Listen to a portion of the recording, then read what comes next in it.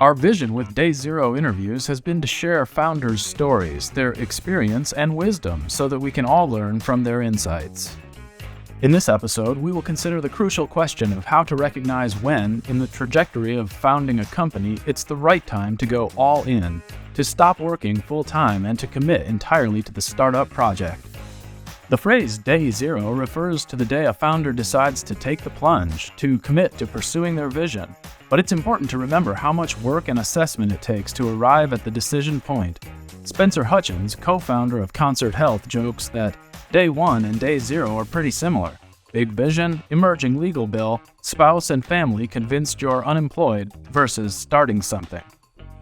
Today, we will hear from Chris Severn, CEO and co-founder, Turquoise Health, Kian Raiszadeh, MD, founder and CEO of SpineZone, and Nina Tandon, Ph.D., CEO and co-founder, EpiBone. To begin, let's listen as Chris Severn describes how he and his co-founder arrived at the crucial moment of decision. So Adam and I had that comfort working together before we started working on our Costa, our former company. And there was this moment where, Adam's so prolific at building software that we had some value in our initial price transparency play last year, helping hospitals comply with the rule, the public Turquoise Health website, where it crossed our mind like, hey, there's a small version of this where we build a bit of the infrastructure of price transparency, and maybe we hire a few employees, have some fun, and maybe we get acquired. Is everybody's like end all be all at that stage. And so the first pitch was always Adam. It was like, Adam, he's a little bit older than me, so I'm like young, ready to just really push here. And he's had a really successful career. And so my first pitch was, hey, can I convince you that there's enough opportunity here and enough good to be done here that this is worth doubling down on?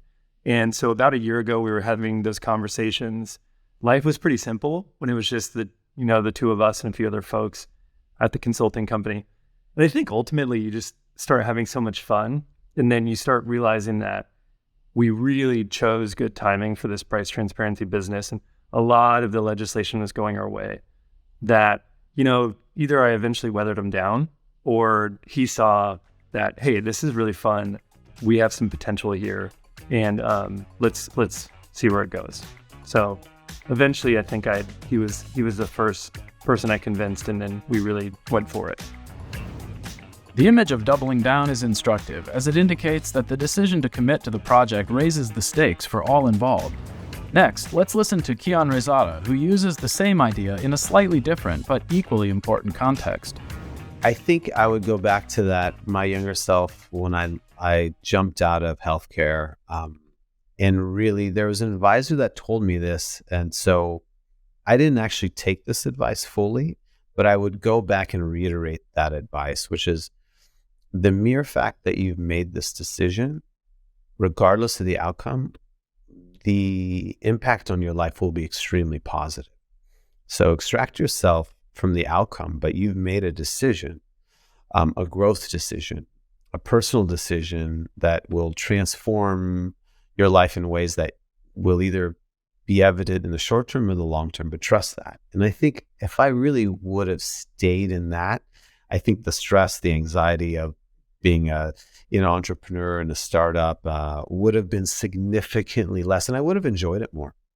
I think there's always times in life, whether small decisions, big decisions, where it's either kind of, I'm going to choose the more, let's say, fear-ridden, safe decision or the growth decision. And I was fortunate enough to make that decision, which is all about, I'm going to double down on myself, on growth, and let go of this sense of stability and security. And it always works out. And I think in every way, in my narrow experience, in my short life, it has worked out. And those people who I trust who have great advice also, I think that is where I really want to stay, which is, if you're taking the growth path, you can't control anything, but let it all play itself out. It's the right choice. Don't sweat it. Don't question it. Just put your head down and enjoy the process. You made that decision.